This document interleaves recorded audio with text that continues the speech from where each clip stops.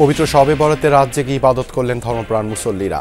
ফজরের নামাজের পর দেশ ও বিশ্ব মুসলিমের শান্তি কামনায় দোয়া।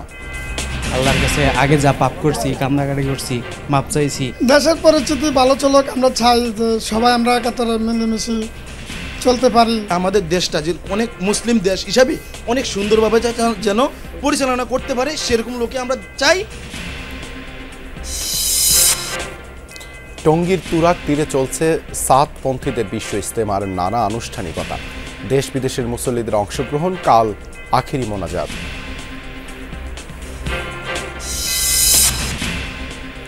কমলা খেজুর আমদানির আড়ালে বিপুল অর্থ পাচার করছে নাসা গ্রুপ।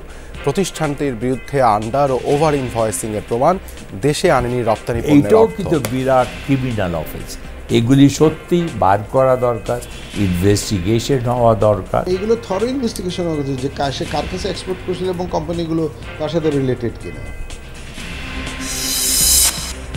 রাজনৈতিক দলগুলোর সাথে সংস্কার নিয়ে জাতীয় ঐক্যমত্য কমিশনের আলোচনা শুরু হচ্ছে আজ।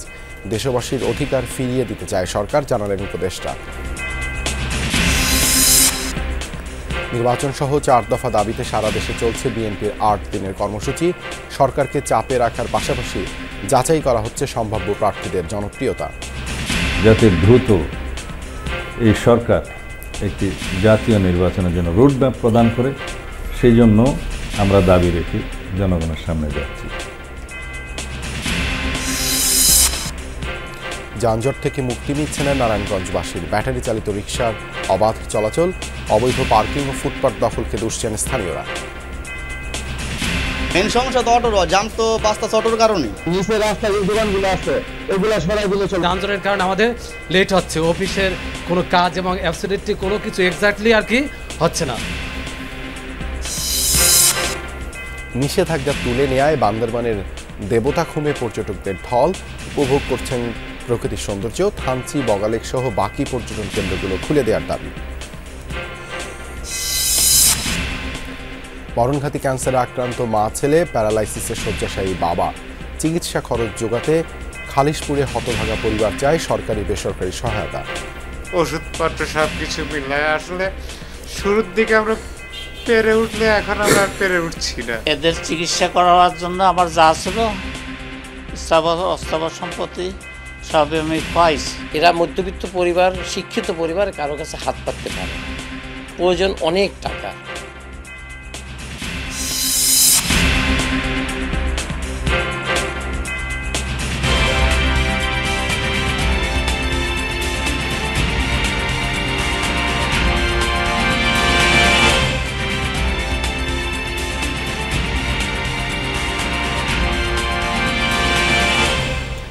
আমন্ত্রণ যমুনা নিউজে আপনাদের সঙ্গে আছি আমি দেবাশিস রঞ্জন সরকার। এতক্ষণ শিরোনাম দেখছিলেন। মহিমান্বিত রজনী, পবিত্র শবে বরাত। রাত ভর নফল নামাজ, জিকির, আজকার, দোয়া মোনাজাত করে আল্লাহর দরবারে প্রার্থনা করেছেন ধর্মপ্রাণ মুসল্লিরা। রাজধানীর বায়তুল মোকাররম জাতীয় মসজিদ সহ পাড়া মহল্লার বিভিন্ন মসজিদে দেখা গেছে মুসল্লিদের উপস্থিতি। জামাতে এশার নামাজ আদায় করেন মুসল্লিরা। এরপর সাধ্যমতো আল্লাহর নৈকট্য লাভের আশায় করেন নফল ইবাদত। আল্লাহর কাছে আগে যা পাপ করছি, কান্নাকাটি করছি, মাপ চাইছি। দেশের পরিস্থিতি ভালো চলুক, আমরা চাই যে সবাই আমরা একাত্তরে মিলেমিশে চলতে পারি। আমাদের দেশটা যে অনেক মুসলিম দেশ হিসাবে অনেক সুন্দরভাবে যেন পরিচালনা করতে পারে, সেরকম লোকে আমরা চাই। এখন ভালো জিকির, আজকার, নফল নামাজ, দোয়া মোনাজাতে নিজের, দেশ ও জাতির এবং মুসলিম উম্মার কল্যাণ কামনা করেন। দিন 15 পর শুরু হবে পবিত্র রমজান মাস। সেই প্রস্তুতিও নেন মুসলমানরা। আমার দেশ ভালো থাকুক, সবাই একে অপরের সাথে মর্মিতার মাধ্যমে বসবাস করি। কিয়ামত আগ পর্যন্ত আমরা যেন এইভাবে আলেম ওলামায়ে কেরামগুলো স্বাধীনভাবে কথা বলতে পারি।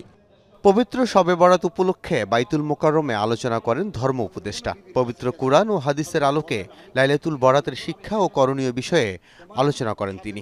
ইবাদত বন্দেগীর কথা জানান ধর্মপ্রাণ মানুষ। আজকের এই মোবারক রাতে আমরা আল্লাহর কাছে চোখের পানি ফেলে মাপ চাই। মানুষের হক আমরা দিয়ে দেব। আমরা এবছর 12 কোটি টাকা যাকাত ডিসিদের মাধ্যমে বিতরণ করব। আগামী বছর প্রায় 25 কোটি টাকা আমরা যাকাত আহরণ করে যাকাত বিতরণ করব। দুস্থ ও এতিমদের মাঝে দান খয়রাত করেছেন সামর্থ্যবানরা। এছাড়া মসজিদ ও মাদ্রাসায় দান করেন কেউ কেউ। ডিএমপির নিষেধাজ্ঞা থাকায় এবার শবে বরাতে নগরে আতশবাজি চোখে পড়েনি। আল আমিন হক অহন, যমুনা নিউজ, ঢাকা। বিশ্ব ইজতেমার তৃতীয় পর্বের দ্বিতীয় দিন আজ। আগামীকাল আখেরি মোনাজাতের মধ্যে দিয়ে শেষ হবে এই পর্ব। ফজর নামাজের পর মাওলানা ইলিয়াস বিন সাদের তর্জমা আর মাওলানা ওসামা ইসলামের বয়ানের মধ্যে দিয়ে শুরু হয় ইজতেমার আজকের আনুষ্ঠানিকতা। সকাল 10টা থেকে তালিম শুরু হবে খিত্তায় খিত্তায়। জোহরের নামাজের পরে বয়ান করবেন আরব মেহমান, তর্জমা করবেন মাওলানা মুস্তফা খলিল। আসরের বয়ানের পরে অনুষ্ঠিত হবে যৌতুকবিহীন বিয়ে। এরপর বাদ মাগরিব বয়ান করবেন মাওলানা ইউসুফ বিন সাদ। এ পর্যন্ত 49টি দেশ থেকে প্রায় 1,500 বিদেশি মেহমান এসেছেন ইজতেমায়। বিদেশি মেহমানদের খিত্তা ঘিরে গড়ে তোলা হয়েছে বিশেষ নিরাপত্তা বলয়। কিভাবে আল্লাহর রাস্তায় চলা যায়, কিভাবে আল্লাহর দিন বুলন্দিত হয়, আল্লাহর দিন মানা যায়, সেই জন্য আমরা আসলে ইজতেমায় আসি। আসলে নিজের শিক্ষার জন্য ইজতেমায় আসি। আমরা আসার মূল উদ্দেশ্য হচ্ছে আল্লাহকে কিভাবে রাজি খুশি করা যায় এবং দ্বীনি শিক্ষা কিভাবে নেওয়া যায়। মারামারি হয়েছে, গ্যাঞ্জাম হয়েছে, তার কারণে অনেক গ্যাঞ্জাম, দুই ভাগ করছে, লোক কম। দুটা ভাগ করার কারণে সেভাবে ইজতেমার কোনো আনন্দও হয় না, সেরকম একটা উৎসব হয় না।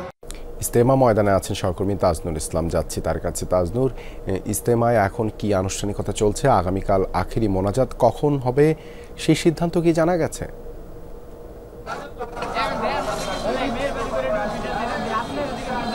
না, দেখুন, আখেরি মোনাজাতের সময়সূচি সম্পর্কে এখনো আনুষ্ঠানিক তথ্য তাবলিগ জামাতের তরফ থেকে এখনো জানানো হয়নি। তবে সকাল থেকে বয়ান চলছে, অর্থাৎ ইমান আমলের যে বয়ান স্বাভাবিকভাবেই প্রত্যেকদিন ফজরের পর থেকে যেটি শুরু হয় সেটিও আজকে দ্বিতীয় দিনে শুরু হয়েছে এবং এই মুহূর্তে সেই বয়ান চলছে। পেছনে ইজতেমা ময়দান এবং আমি রয়েছে 5 নম্বর গেটের ঠিক মুখে। এবং সেখানে স্বেচ্ছাসেবকদের ব্যাপক রকমের ব্যস্ততা, বিশেষ করে প্রচুর মানুষের ভিড় নিয়ন্ত্রণে স্বাভাবিকভাবে যে ব্যস্ততা থাকে সেটি। আর 5 নম্বর গেটে আরেকটি বিষয় খুব দৃশ্যমান, সেটি হচ্ছে আইনশৃঙ্খলা বাহিনী অর্থাৎ পুলিশের যেই তৎপরতা সেটি সকাল থেকে ভীষণ রকম দেখেছি, যাতে করে কোনো রকমের কোনো অস্বস্তিকর পরিবেশ তৈরি না হয় সেই ব্যাপারটি তারা বেশ ভালো মতো খেয়াল করছেন এবং সেই তৎপরতা সকাল থেকে খুব ভালো মতো দেখা যাচ্ছে। তবে মুসল্লিরা যারা এসেছেন দেশের বিভিন্ন প্রান্ত থেকে, এবং যেটি বলা হচ্ছে যে এই বিশ্ব ইজতেমা, এই পর্ব যেটি, সেটি মূলত সাতপন্থীদের ইজতেমা, যেটি নিয়ে আসলে শুরুর দিকে বেশ খানিক রকমের জটিলতা থাকলেও সেটি শেষ পর্যন্ত সফলভাবে সম্পন্ন হচ্ছে এবং সেই ব্যাপারটি নিয়েই এখানকার যারা অংশগ্রহণকারী মুসল্লি যারা বিভিন্ন জায়গা থেকে এসেছেন তারা ভীষণ রকম সন্তুষ্টি প্রকাশ করছেন। একই সঙ্গে বিশ্ব ইজতেমার সার্বিক যে পরিবেশ, যে পরিস্থিতি, যে শান্তিপূর্ণ অবস্থান, সেটি আসলে ভীষণ রকম ইতিবাচকভাবে দেখছেন তারা। একই সঙ্গে সবাই বলছেন যে এটি মূলত শেখার জায়গা, দ্বীন ইসলাম শেখার জায়গা, তারা শিখবেন এবং পরবর্তী সময়ে তারা যার যার এলাকাতে গিয়ে সেই ইতিবাচক বার্তাগুলো প্রচার করবেন। দেবাশিস, ধন্যবাদ তাজনুর যুক্ত হবার জন্য। জাতীয় ঐক্যমত্য কমিশনের প্রথম বৈঠক অনুষ্ঠিত হবে আজ। সংস্কার প্রস্তাব নিয়ে রাজনৈতিক দলগুলোর সাথে শুরু হবে আলোচনা। শিল্প ও গণপূর্ত উপদেষ্টা আদিলুর রহমান খান বলেছেন, সংস্কারের মধ্যে দিয়ে নতুন ব্যবস্থাপনায় এগোবে দেশ, যার মধ্যে দিয়ে ফ্যাসিবাদ আর মাথাচাড়া দিয়ে উঠতে পারবে না। জুলাই অভ্যুত্থান শেষে গঠিত অন্তর্বর্তী সরকার রাষ্ট্রের বিভিন্ন ক্ষেত্রে সংস্কারের লক্ষ্যে পৃথক পৃথক কমিশন গঠন করে, যেখানে রাজনৈতিক দল, সংগঠন সহ বিভিন্ন অংশীজন তাদের প্রস্তাব তুলে ধরে। সেই সম্মিলিত প্রস্তাব ও নিজেদের ভাবনা নিয়ে সংস্কার প্রস্তাবনা অন্তর্বর্তী সরকারের কাছে তুলে ধরে কমিশনগুলো। সবগুলো কমিশন প্রধানকে নিয়ে অন্তর্বর্তী সরকারের প্রধান উপদেষ্টার নেতৃত্বে গঠিত হয় জাতীয় ঐক্যমত গঠন কমিশন, যেখানে আলাপ আলোচনার মধ্য দিয়ে নির্ধারিত হবে চূড়ান্ত সংস্কার প্রস্তাব। শনিবার বসতে যাচ্ছে সেই জাতীয় ঐক্যমত গঠন কমিশনের প্রথম বৈঠক, যে বৈঠকে অংশ নেয়া ছাত্র প্রতিনিধি, রাজনৈতিক দল, সংগঠন আর অংশীজনদের ঐক্যমতের ভিত্তিতেই নির্ধারিত হবে আগামী বাংলাদেশ বিনির্মাণের নতুন কাঠামো, চূড়ান্ত হবে রাষ্ট্রের সংস্কারের রূপরেখা। রাজধানীতে স্বৈরাচার প্রতিরোধ দিবসের এক অনুষ্ঠানে শিল্প ও গণপূর্ত উপদেষ্টা বলেন, অন্তর্বর্তীকালীন সরকার মানুষের অধিকার ফিরিয়ে দিতে চায়। নতুন এ ব্যবস্থাপনায় ফ্যাসিবাদ আর মাথাচাড়া দিয়ে উঠতে পারবে না। আগামীকাল থেকে যে সংস্কার নিয়ে আলোচনা শুরু হবে রাজনৈতিক দলগুলোর সঙ্গে, এই সংস্কারের আলোচনা দেশে একটা গণতান্ত্রিক ব্যবস্থা প্রতিষ্ঠার জন্য এগিয়ে নিয়ে যাবে দেশকে। আমি আশা করি বাংলাদেশ কখনোই আর ফ্যাসিবাদের দিকে ফিরে যাওয়ার সুযোগ রাখবে না। প্রত্যেক দলমতের ভিন্ন ভিন্ন ভাবনা ও প্রস্তাবনার কারণে জাতীয় ঐক্যমত কমিশনের প্রথম বৈঠকে সবগুলো সংস্কার চূড়ান্ত হবার সম্ভাবনাও কম। একাধিক বৈঠকে যেসব সংস্কারের বিষয়ে ঐক্যমত প্রতিষ্ঠিত হবে তাই চূড়ান্ত করবে অন্তর্বর্তী সরকার। লামিয়া তিথি, যমুনা নিউজ, ঢাকা। নির্বাচন ইস্যুতে অন্তর্বর্তী সরকারকে আরও চাপে রাখতেই নতুন করে রাজপথে নামছে বিএনপি। পালন করছে জেলা সমাবেশ কর্মসূচি। এর মাধ্যমে ভোটের মাঠের প্রস্তুতিও লক্ষ্য বলে জানিয়েছেন দলটির শীর্ষ নেতারা। তারা বলছেন সরকারের কৌশলগত ভুলে নানা সংকট দেখা দিচ্ছে, এর সমাধান দ্রুত নির্বাচন। আরেফিন শাকিলের রিপোর্ট। অন্তর্বর্তী সরকার দায়িত্ব নেওয়ার পর থেকেই দ্রুত নির্বাচনের দাবিতে সরব বিএনপি। সব ধরনের কর্মসূচিতে এই দাবি উত্থাপন করতে ভোলেনি দলটির নেতারা। এর মাঝে জুলাই গণঅভ্যুত্থানে নেতৃত্বে থাকা ছাত্র নেতাদের দল গঠনে আরও নড়েচড়ে বসেছে বিএনপি। ঘরোয়া আয়োজন ছেড়ে নির্বাচন ইস্যুতে সরকারকে চাপে রাখতে নতুন করে রাজপথে ফিরেছে দলটি। সেখানে বলেছে যে আমাদের দলের নাম কি হতে পারে। 4 দফা দাবিতে এরই মধ্যে 8 দিনে 64 জেলায় সমাবেশের কর্মসূচি শুরু করেছে। দাবির মধ্যে নিত্যপণ্যের দাম সহনীয় করা, আইন শৃঙ্খলা পরিস্থিতির উন্নতি থাকলেও বিএনপির মূল লক্ষ্য ডিসেম্বরের মধ্যে জাতীয় নির্বাচন। দেশকে যে গণতান্ত্রিক ধারায় রাখতে হলে যে নির্বাচনের কোনো বিকল্প নাই, এটি তাদের উপলব্ধি করতে হবে। এখন এই দেশে নানা ধরনের নানা মতাবলম্বী নানা সুযোগ সন্ধানীদের আগমন হয়েছে। সেসব ব্যাপারে জনগণকেও সচেতন করার সাথে সাথে আমাদের কর্মী বাহিনী, সাধারণ মানুষকে আশ্বস্ত করা বা তাদেরকে ঐক্যবদ্ধ থাকার জন্য, যাতে করে এই ধরনের সমাজ বিরোধীরা সমাজে জাঁকিয়ে বসতে না পারে, শেখ হাসিনার দোসররা যাতে আরও তাদের কর্মকাণ্ডকে বিস্তৃত করতে না পারে, যারা এই আগস্ট চেতনাকে আরও ক্ষতিগ্রস্ত না করতে পারে, সেই জন্যই আমরা সরকারের উপরে চাপ সৃষ্টি করার জন্যে এবং জনগণের কি ইচ্ছা, জনগণের কি আকাঙ্ক্ষা, একটি রাজনৈতিক দল হিসাবে আমরা সেটি প্রধান উপদেষ্টাকে জানিয়েছি। এই যে জুলাই আগস্টের গণঅভ্যুত্থানের আকাঙ্ক্ষা অনুযায়ী যাতে দ্রুত এই সরকার একটি জাতীয় নির্বাচনের জন্য রোডম্যাপ প্রদান করে, সেই জন্য আমরা দাবি রেখে জনগণের সামনে যাচ্ছি। প্রধান উপদেষ্টার সাথে বৈঠকের পর ডিসেম্বরে জাতীয় নির্বাচন নিয়ে আশাবাদী বিএনপি। সেই লক্ষ্যে সাংগঠনিকভাবে দলের তৃণমূলকে আরও শক্তিশালী করতে কাজ করছেন নীতি নির্ধারকরা। জেলা ভিত্তিক সমাবেশের মাধ্যমে নতুন নেতৃত্ব এবং সম্ভাব্য প্রার্থীদের জনপ্রিয়তা ও গ্রহণযোগ্যতার পরীক্ষাও হবে বলে জানাচ্ছেন বিএনপির শীর্ষ নেতারা। সাংগঠনিক কর্মকাণ্ড শুরু করেছে অনেক আগের থেকে, আপনারা দেখেছেন। এটা সাংগঠনিক প্রক্রিয়ার মধ্য দিয়ে আমরা এই সমস্ত কর্মকাণ্ড আপডেট করব প্রতিনিয়ত। এটা একটা চলমান প্রক্রিয়া। নির্বাচন দিতে যত বিলম্ব হবে ততই এই সরকারও পিছিয়ে যাবে, জনগণের আশা আকাঙ্ক্ষা কমেই আরও দূরে সরে যাবে।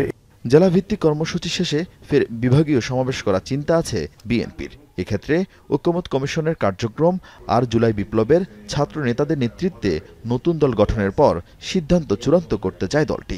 আগামী দিনে রাষ্ট্র কীভাবে চলবে সেই সম্পর্কে সিদ্ধান্তে উপনীত হওয়ার জন্য এগুলি মতামত। আরিফিন শাকিল, যমুনা নিউজ, ঢাকা।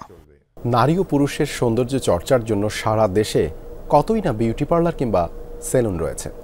নিজের যত্ন নিতে সেখানে সদাই ভিড় লেগে থাকে। তবে এবার শুনবো এক ভিন্নধর্মী পার্লারের কথা, যেখানে অতিথি কিংবা গ্রাহক হিসেবে আসেন বাসার পোষা কুকুর ও বেড়াল। নখ কাটানো থেকে শুরু করে পশম কাটা, এমনকি বাথ টাবে গোসল, সবই রয়েছে এই পার্লারে। দেশের প্রথমেই পেট পার্লারের আরও গল্প জানাচ্ছেন ভাস্কর ভাদুরী, ছবি তুলেছেন রাকিবুল ইসলাম।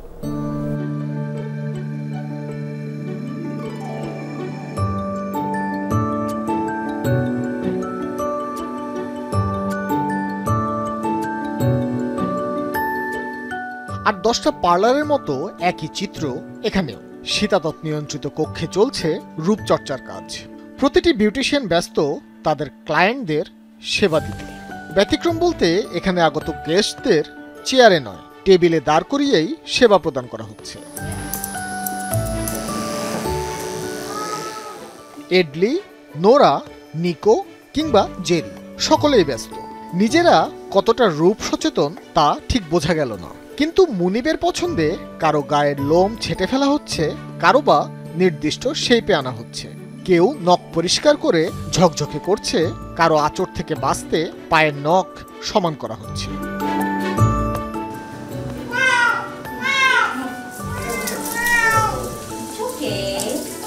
চুল ও নখ পরিচর্যার পর গন্তব্য বাথটাবের দিকে।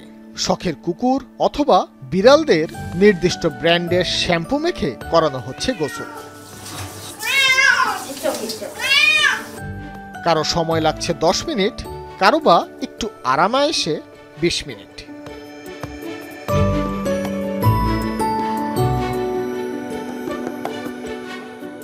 গোসল শেষে এবার গা শুকানোর পালা। বিশেষ ড্রায়ারে লোম শুকানোর পর এডলি, নোরা কিংবা জেরি ফিরে পাচ্ছে নতুন রূপ। রাজধানী বনানীতে 2 নারী উদ্যোক্তার হাত ধরে দেশের প্রথম এই পেট পার্লারের যাত্রা শুরু 4 বছর আগে। প্যাকেজ ভেদে এখানে বিউটিফিকেশন চার্জ পড়ছে 1 থেকে 5,000 টাকা পর্যন্ত। দেখলাম যে ঢাকায় বা বাংলাদেশে কোথাও গ্রুমিং সালন নাই। বাসায় কেউ কেউ করাচ্ছিল, ভেটদের অ্যাসিস্ট্যান্টরা মেবি কিছু কিছু জায়গায় ওরা চুল কেটে দিচ্ছে কেচি দিয়ে, বাট এটা প্রফেশনাল না। আর কুকুর বিড়ালদের ক্ষেত্রে কানে পানি ঢোকা ক্যান বি মর্টাল, মানে it can be deadly for them. So এইটা খুব কেয়ারফুলি করা, এটা প্রফেশনালি করানো, এটা খুব ইম্পর্টেন্ট। সো সেখান থেকেই আসলে এই কুকুর বিড়ালদের গ্রুমিংটা নিয়ে চিন্তা করা। 16-18 dogs, cats মিলে per day আসে। So we have maybe 14-15 grooming sessions every day. আর আমাদের তো হোটেল আছে, মানুষ বিদেশে যায়, রাখে 4-5 দিনের জন্য রাখে, অথবা 1 মাসের জন্য রাখে। ঈদ, তারপরে পূজা, ক্রিসমাস টাইম, এইগুলো সব ফুল হাউস থাকে।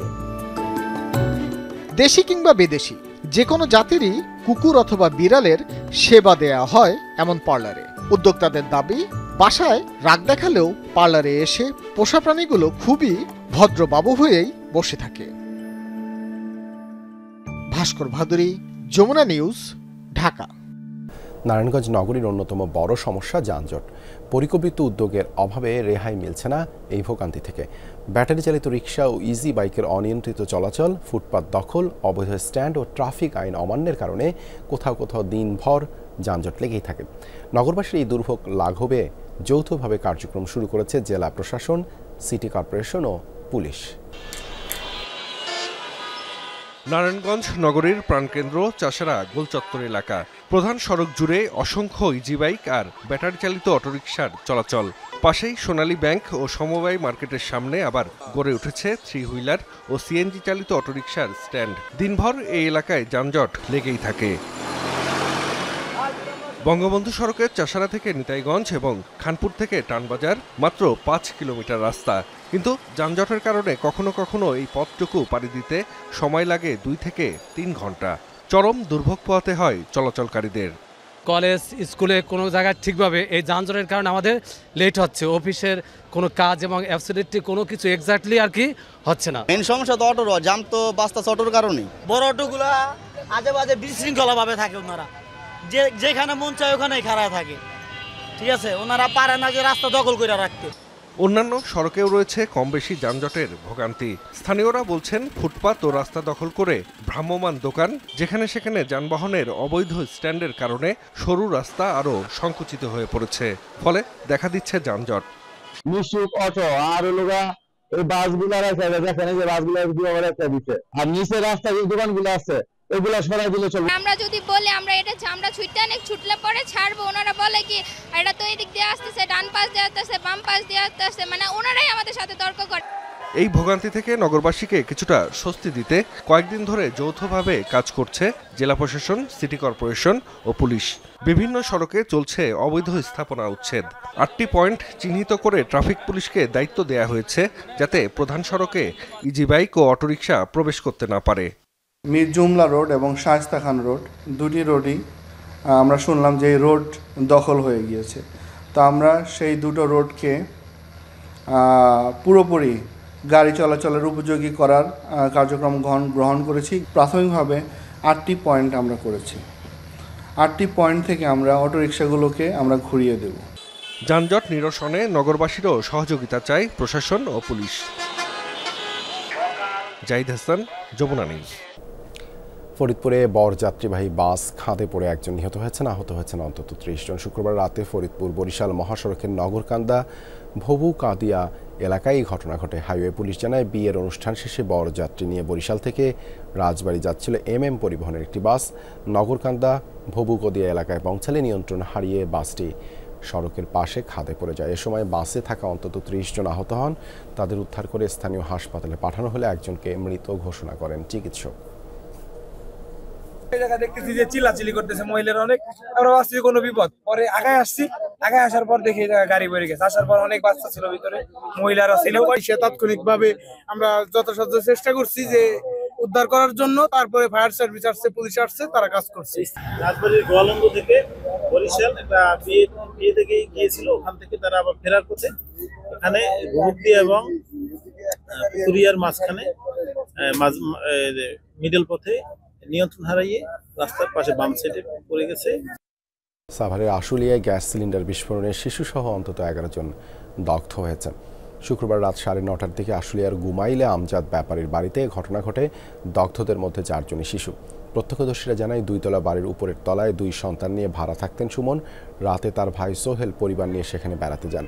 পিঠা বানানোর সময় গ্যাস সিলিন্ডার বিস্ফোরিত হয়ে আগুন ধরে যায়।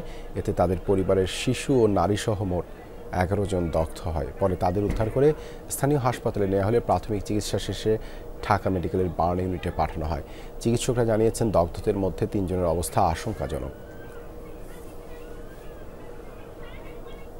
নিষেধাজ্ঞা তুলে নেওয়ার পর থেকে প্রতিদিন হাজারো পর্যটকের ঢল বান্দরবানের দেবতাখুমে। নেচে গেয়ে আর নৌকা ভ্রমণের মাধ্যমে সৌন্দর্য উপভোগ করছেন তারা। গত বছরের এপ্রিলে নিরাপত্তাজনিত কারণে বন্ধ করে দেওয়া হয়েছিল পর্যটন কেন্দ্রটি।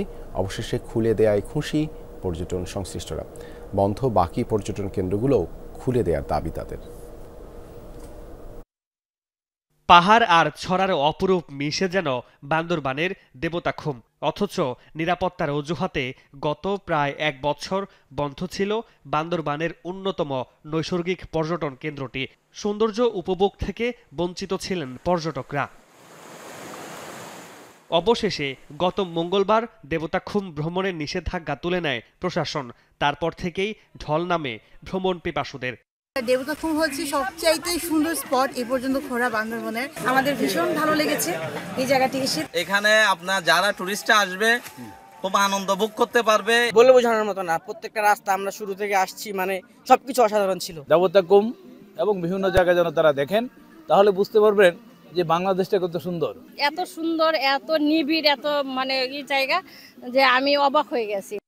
দেবতাখুমের মতো থানচি, কেওক্রাডং, বগালেক, তিন্দু, তমাতুঙ্গি সহ সব পর্যটন কেন্দ্র দ্রুত খুলে দেওয়ার দাবি পর্যটকদের। থানচি, রোমা পর্যটন এলাকাগুলো খুলে দেওয়া হয়, আমরা প্রকৃতিকে আরো ভালোভাবে জানবো। পর্যটন কেন্দ্রগুলো আছে ওইগুলো খুলে দেওয়া হোক, আমরা এগুলা প্রকৃতির স্বাদ নিতে চাই বাংলাদেশের। বগালেক, কেওক্রাডং ওই দিকটাও যদি খুলে দেয় তাহলে আমরা আগের মতো আবার ফিরে আসতে পারবো বলে আমি মনে করি। নিরাপত্তা নিশ্চিত হলে বাকি পর্যটন কেন্দ্রগুলো খুলে দেওয়ার কথা জানায় কর্তৃপক্ষ। আমাদের পর্যাপ্ত পরিমাণ ফোর্স ডিপ্লয়মেন্ট করা হয়েছে এবং আইন শৃঙ্খলা পরিস্থিতি স্বাভাবিক আছে। আপাতত কারো কোনো সমস্যা নেই বলে আমরা মনে করছি। মাকড়ি খালের মুখ, নাফাখুং, এই টংমা টঙ্গি এই সমস্ত স্পটগুলি যদি খুলে দেওয়া হয় তাহলে এই ট্যুরিজম সেক্টরের সঙ্গে জড়িত যে সমস্ত লোকজন, আমাদের জনসাধারণ বা পাবলিক যারা আছে তারাও লাভবান হবে। গত বছর এপ্রিলে বান্দরবানের থানচিতে 2টি ব্যাংকে হামলা ও লুটপাট চালায় পাহাড়ি সশস্ত্র সংগঠন KNF। তারপরেই নিরাপত্তাজনিত কারণে বন্ধ করে দেয়া হয়েছিল দেবতাখুম। মামুন রশিদ অফি, যমুনা নিউজ। মা ছেলে মরণঘাতী ক্যান্সারে আক্রান্ত, বাবার প্যারালাইসিস। খুলনার খালিশপুরের হতভাগা এই পরিবারটির এখন দুর্বিষহ জীবন। চিকিৎসার খরচ জোগাতে হিমশিম অবস্থা। সরকারি বেসরকারি সহায়তা কামনা করেছে হতভাগ্য পরিবারটি। খালিশপুরের ক্রিসেন্ট জুটমিল গেটের সামনে BIDC রোডের 713 নম্বর বাড়ি। বসবাস ওয়ারিদ মাহমুদের। আগে একটি বেসরকারি প্রতিষ্ঠানে কাজ করতেন, শখ ছিল ফটোগ্রাফিরও। এখন লড়ছেন ক্যান্সারের সাথে। 2 বছর আগে একটি সড়ক দুর্ঘটনায় ওলটপালট ওয়ারিদের জীবন। গলার ক্ষত রূপ নিয়েছে মরণঘাতী ক্যান্সারে। দিন কাটছে 4 দেয়ালের ছোট এই ঘরটিতে। রিক্সায় করে আসতেছিলাম, ইজি বাইকে ধাক্কা দেয় আমাকে। তখন আমার হাত ভেঙে যাওয়ার মুখে আঘাত লাগে। ওই আঘাত থেকে ইনফেকশন হয়ে আর কি আমার ক্যান্সারটা খুব দ্রুত ছড়ায় যায়। স্টেজ 4-এ আছি আমি এখন। মরণঘাতী রোগ বাসা বেঁধেছে ওয়ারিদের মা মাহমুদা বেগমের শরীরেও। বছর দুয়েক আগে গলার টনসিল থেকে টিউমার, তারপর ক্যান্সার। তবুও হার না মানা জীবন তার। ফজরের নামাজ পড়ে আগে ছেলের ওষুধ খাবার দাবার রেডি করে তারপরে স্বামীরটা জোগাড় করতে হয়। ওনার ওষুধ খাবার দাবার শেষ করে এর ভিতরে আমার নিজেরটা শুরু করতে হয়। ওষুধপত্র সব কিছু মিলায় আসলে শুরুর দিকে আমরা পেরে উঠলে এখন আমরা আর পেরে উঠছি না। স্ত্রী সন্তানের ক্যান্সার, অবসরপ্রাপ্ত স্কুল শিক্ষক বাবা দাউদ মিয়া কয়েক বছর আগে প্যারালাইসিসে হারিয়েছেন চলার ক্ষমতা। সব মিলিয়ে দুর্বিষহ পরিবারটি। 3 জনের চিকিৎসার খরচ জোগাতে হিমশিম অবস্থা। ওয়ারিদের আরেক ভাই থাকেন অন্যত্র। আমি 8 বছর যাবৎ প্যারালাইজড। এরপরে যখন আমার স্ত্রীর এবং ছেলের এই ক্যান্সার ধরা পড়ছে তখন আরও ভাবি না যে এদের চিকিৎসা করার জন্য আমার যা ছিল অস্থাবর সম্পত্তি সবই আমি খোয়াইছি। ভাইকে নিয়ে হাসপাতালে নিয়ে যাই, ডাক্তার আসলে নার্স আসলে ব্যান্ডেজ, তারপরে মেডিসিন এসব ইত্যাদি আমি আইনে দিই। ও প্রায় 17 ব্যাগ ব্লাড দান করেছে নিজেই এবং শত শত মানুষকে রক্ত ম্যানেজ করে দিয়েছে। বন্যা দুর্গত মানুষের জন্য কাজ করেছে, করোনার সময় মানুষের জন্য কাজ করেছে। এরা মধ্যবিত্ত পরিবার, শিক্ষিত পরিবার, কারো কাছে হাত পাততে পারে না, প্রয়োজন অনেক টাকার। এদের চিকিৎসা এবং এদের খাবার জন্য কোনো সোর্স অফ ইনকাম নাই। জেলার স্বেচ্ছাসেবী সংগঠনগুলো এগিয়ে আসছে সহায়তায়, তবে তা প্রয়োজনের তুলনায় সামান্য। সরকারের পাশাপাশি সমাজের বিত্তবানদের সহায়তার দাবি জানিয়েছে হতভাগা পরিবারটি। সাবরিনা লিজা, যমুনা নিউজ। যমুনা টেলিভিশনের ভুয়া কার্ড ব্যবহার করে চাঁদাবাজি করে মনির হোসেন নামে আরও একজনকে গ্রেপ্তার করেছে র্যাব। রাজধানীর সূত্রাপুরের কলতাবাজার এলাকায় বাসার সামনে থেকে তাকে আটক করে র্যাব।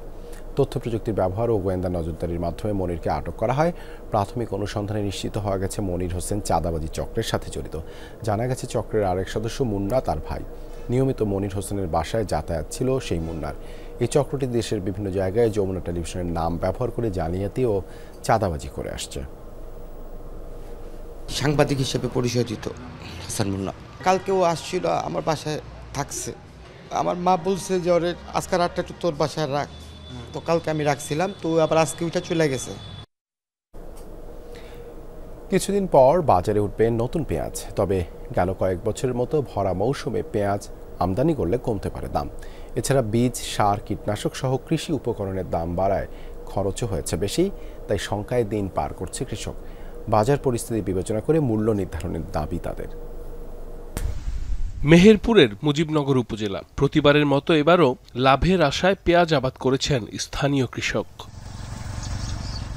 তবে গেল কয়েক বছর ভরা মৌসুমে ভারত থেকে পেঁয়াজ আমদানি হওয়ায় ক্ষতির মুখে পড়েছেন অনেকে। বাজার দর কমে যাওয়ার শঙ্কায় চাষিরা। নতুন করে পেঁয়াজ আমদানি বন্ধের দাবি তাদের। ভালো বলতে কি যখন উইডি পেঁয়াজটা তখন এই পেঁয়াজ করা নেই, যাতে ওই ঠিক মতন পুরো দামটা যাতে সরকার দেয় কেন পায়, না হয়তো চাষি ঠিকই থাকতে পারবে না। ভারত সহ বিভিন্ন দেশ থেকে যাতে পেঁয়াজের আমদানি বন্ধ থাকে, প্লাস আমরা যেন কৃষকদের সঠিক দামটা পাই। চলতি মৌসুমে পেঁয়াজ আবাদের জমি প্রস্তুত, বীজ ক্রয়, কীটনাশক সহ অন্যান্য কৃষি উপকরণের দাম বৃদ্ধিতে খরচও হয়েছে বেশি। তাই সব দিক বিবেচনা করে পেঁয়াজের বাজার মূল্য নির্ধারণের দাবি প্রান্তিক কৃষকের। বিভিন্ন এনজিও থেকে, বিভিন্ন ব্যাংক ঋণ থেকে, বিভিন্ন পাড়া মহল্লা থেকে যাদের টাকা পয়সা আছে তাদের কাছ থেকে দিনা করে এই পেঁয়াজটা চাষ করছে। এখন বর্তমান দাম যদি না থাকে তাহলে কৃষক শেষ। ন্যায্য দাবি 60 টাকা আমাদের রেট করে দেওয়া হোক আমাদের এই সুখসাগর পেঁয়াজ, না হলে আমাদের সব মাঠে মারা হয়ে যাবে। পেঁয়াজ আবাদে চাষিদের নিয়মিত পরামর্শ দিচ্ছে জেলা কৃষি অধিদপ্তর। আবহাওয়াগত কারণের দিক দিয়ে পেঁয়াজ এখানে ভালো হয়। কৃষকদের এ ব্যাপারে আমরা প্রয়োজনীয় পরামর্শ, অর্থাৎ তাদের কখন সার দিতে হবে, সেচ দিতে হবে, বা পোকামাকড় যদি আক্রমণ করে থাকে সেক্ষেত্রে আমরা কৃষি বিভাগ সবসময় অত্যন্ত পরিবেশ হিসেবে তাদের পাশে আছি। কৃষি অধিদপ্তরের তথ্য মতে চলতি মৌসুমে জেলায় 5066 হেক্টর জমিতে পেঁয়াজের আবাদ হয়েছে। উৎপাদন লক্ষ্যমাত্রা 1,22,900 metric ton. Saif Ahmed, Jamuna News. 15 বছর ধরে ব্যবহার না থাকায় প্রায় পরিত্যক্ত জামালপুর পৌর বাস টার্মিনাল ভবনে ধরেছে ফাটল। পরিণত হয়েছে মাদক সেবীদের আখড়ায়। বর্তমানে ট্রাক রাখার কাজে ব্যবহার করছেন ইজারাদাররা। এতে ভোগান্তিতে যাত্রী আর চালকরা। এজন্য একে অপরকে দুষছে পৌরসভা ও বাস মালিক সমিতি। জামালপুর শহরের পৌরসভা টার্মিনাল ব্যবহার নেই দীর্ঘ 15 বছর ধরে। প্রায় পরিত্যক্ত ভবন, বিরাজ করছে ভুতুড়ে পরিবেশ। শহরের যানজট নিরসনে পুরনো ফেরিঘাট এলাকায় 2002 সালে চালু হয় পৌর বাস টার্মিনালটি। এরপর 7 বছর চলছিল ঠিকঠাক।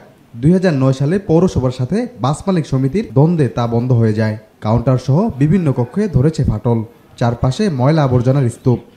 16 বছর যাবত এই স্ট্যান্ডটা বন্ধ হয়ে আছে। উদ্বোধনের 1 বছর ভালোভাবে চলছে। শ্রমিক, ড্রাইভার, স্টাফ নেড়া বেড়া হয়ে জায়গা তো মাটির মধ্যে পড়ে আছে, কেউ রাস্তায় পড়ে আছে, কেউ মানে বসার জায়গাও নাই। চার মোড়ে টার্মিনালটা ফাইটে গেছে, একটা মানুষ যা এসে বসবে এখানে কোন গ্যারান্টি আছে? এটা কোন সময় ব্যাংকে পড়বে, কয়জন কার উপরে কোনো গ্যারান্টি আছে? পৌর টার্মিনালটি বন্ধ থাকায় সদর বাস স্ট্যান্ড থেকে ছাড়ছে গণপরিবহন, ফলে কমছে না শহরের যানজট, বাড়ছে ভোগান্তি। তাই সব জটিলতা কাটিয়ে এটি আবারও আগের মতো সচল করার দাবি সচেতন মহলের। আমরা এই যে পরিত্যক্ত হয়ে যাওয়া টার্মিনালটাকে আগের অবস্থায় ফিরিয়ে নিয়ে আসা এবং সকল বাস যেন ওই টার্মিনালে পৌর টার্মিনাল থেকে ছাড়ে, এর জন্য আমি উদাত্ত আহ্বান জানাচ্ছি। টার্মিনালের দুরবস্থার জন্য একে অপরকে দুষছে পৌর কর্তৃপক্ষ ও জেলা বাস মালিক সমিতি। পৌরসভার যিনি দায়িত্বে আছেন ওনাদের সঙ্গে বারবার যোগাযোগ করার পরেও এখনো এটার কাজ উদ্যোগ নিয়েছে কিনা আমরা এখনো অবগত না। বাস মালিকদের অসহযোগিতার জন্য আপনারা জানেন যে রাজীব কাউন্টার ওখান থেকে সরে দূরে নিয়ে আসছে, যার দরুন তাদের প্রকৃত সহযোগিতা না পাওয়ার জন্য টার্মিনালটি বর্তমান এই অবস্থা। নগর পরিচালনা ও উন্নতিকরণ অবকাঠামো প্রকল্পের আওতায় 1.5 একর জমিতে গড়ে তোলা হয় টার্মিনালটি। নির্মাণে ব্যয় হয় 1,05,00,000 টাকা। সাগর ফরাজি, যমুনা নিউজ, জামালপুর। যুদ্ধবিরতি হলেও শেষ হচ্ছে না ফিলিস্তিনিদের দুর্ভোগ। একের পর এক কঠিন পরীক্ষার সম্মুখীন গাজাবাসী। তীব্র খাদ্য সংকটের সাথে চারিদিকে পানির জন্য হাহাকার। যুদ্ধের কারণে উপত্যকার পানি সরবরাহ ব্যবস্থা ধ্বংস হওয়ায় নতুন করে খনন করতে হচ্ছে পানির কূপ। হাতের কাছে যা পাচ্ছেন তাই নিয়ে পানির জন্য লাইনে দাঁড়িয়েছেন উত্তর গাজার বেত লাহিয়াবাসীরা। প্রতি 3 দিনে একবার পৌরসভা থেকে পানির ট্যাঙ্ক আসে এই অঞ্চলে। চাহিদার তুলনায় যা নিতান্তই অপ্রতুল। যুদ্ধের কারণে একেবারেই ভেঙে পড়েছে বেত লাহিয়ার পানি সরবরাহ ব্যবস্থা। দেখা দিয়েছে বিশুদ্ধ খাবার পানির তীব্র সংকট। খরা চলছে এখানে, এমনও হয়েছে গোসল এবং কাপড় ধোয়ার জন্য আমি গাজা সিটিতে গিয়েছি, এরপর আবার বেত লাহিয়ায় ফিরে এসেছি। মাটির নিচ থেকে যে পানি তুলবো সে উপায়ও নেই, মোটর, পাম্প, কোনো যন্ত্রই অবশিষ্ট নেই। বেত লাহিয়ার বাসিন্দাদের খাবারের পানির ব্যবস্থা করতে বিভিন্ন জায়গায় নতুন করে খোঁড়া হচ্ছে কূপ। তবে ধ্বংসস্তূপ, প্রয়োজনীয় যন্ত্রপাতি না থাকায় কাজে নেই গতি। পানির লাইন ব্যাপক ক্ষতিগ্রস্ত হওয়ায় দড়ির সাথে বালতি বেঁধে পানি তোলা হচ্ছে। তীব্র পানির সংকট বেত লাহিয়ায়। প্রধান পানির কূপ ইচ্ছাকৃতভাবে ধ্বংস করা হয়েছে, কোথাও পানি নেই। বাসিন্দাদের জন্য নতুন কূপ খননের কাজ চলছে, কিন্তু যন্ত্রপাতি, জনবলের কমতির কারণে অনেক সময় লাগবে। দুর্বিষহ 15 মাস যুদ্ধের পর এবার আরেক নিকষ কালো অন্ধকার যুগে যেন পা রাখল গাজাবাসী। একদিকে নেই মাথার উপর ছাদ, অন্যদিকে নেই খাবার ও পানি। যুদ্ধবিরতির কারণে নিজ এলাকায় ফিরতে পারলেও ঘরের কোনো চিহ্নই রাখেনি বর্বর ইসরায়েলিরা। কয়েক দফায় ঘর ছেড়ে পালাতে হয়েছে। অবশেষে যখন ফিরলাম বুঝতে পারলাম আমার ঠিকানা বলতে আর কিছুই নেই। এখন যা আছে শুধু কংক্রিটের স্তূপ। যুদ্ধের শুরু থেকেই আয় রোজগারের পথ বন্ধ। যুদ্ধবিরতি হওয়ার পরেও এখন দেখা দিয়েছে খাবার আর পানির সংকট। জানি না সামনে আরো কি দিন আসছে। যুদ্ধের নারকীয় তাণ্ডব চালানোর পর 19 জানুয়ারি গাজায় কার্যকর হয় যুদ্ধবিরতি। যুদ্ধের কারণে বাস্তুচ্যুত হয়েছে উপত্যকাটির 90% বাসিন্দা। তাজরিয়ান সোবহান, যমুনা নিউজ।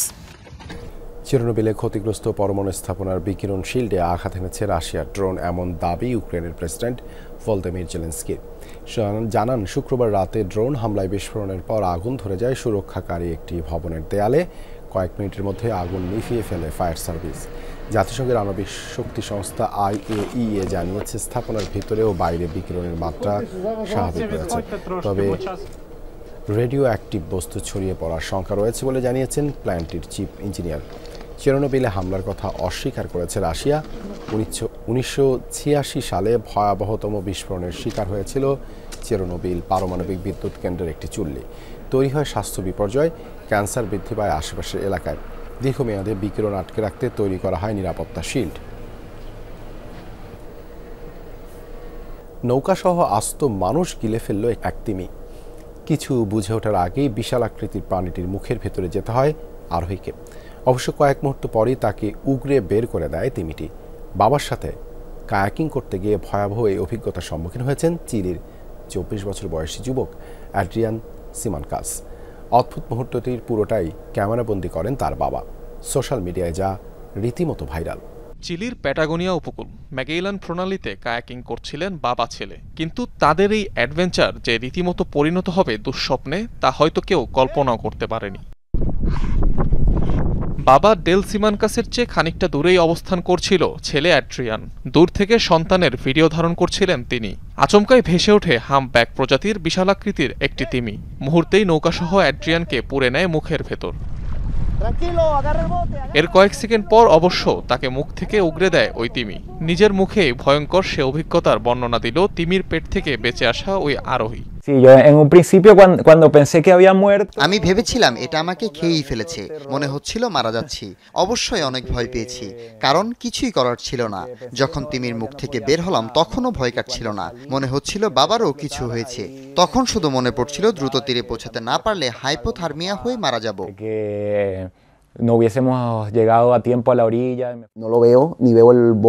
যখন পেছনে ঘুরলাম ছেলেকে দেখতে পেলাম না, নৌকাও দেখতে পাচ্ছিলাম না, তাই অনেক ভয় পেয়ে গিয়েছিলাম। কিছুক্ষণ পর তাকে ভেসে উঠতে দেখলাম, আর সেই সাথে একটা তিমিকেও দেখলাম। সাধারণত লাং ফিডিং করার সময় মুখ হাঁ করে পানির সাথে প্রচুর পরিমাণে মাছ গ্রাস করে থাকে তিমি। তাই ভুলবশত নৌকাসহ ওই আরোহীকে গিলে ফেলার পর বুঝতে পেরে তাকে ছেড়ে দেয় প্রাণীটি। তবে ঘাড়ের গঠন আর সরু খাদ্যনালীর কারণে মানুষের মতো বড় কোনো প্রাণী গিলতে পারে না স্তন্যপায়ী প্রাণীটি। প্রকৃতিতে অবশ্য এ ধরনের ঘটনা বিরল নয়। এর আগেও 2021 সালে একইভাবে দক্ষিণ আফ্রিকার এক ডুবুরিকে গিলে ফেলে এক তিমি। তাকেও কয়েক সেকেন্ড মুখের ভেতর রেখে ছেড়ে দেয়। অনিক রহমান, যমুনা নিউজ। এই ছিল যমুনা নিউজে এতক্ষণ সাথে থাকার জন্য ধন্যবাদ সবাইকে।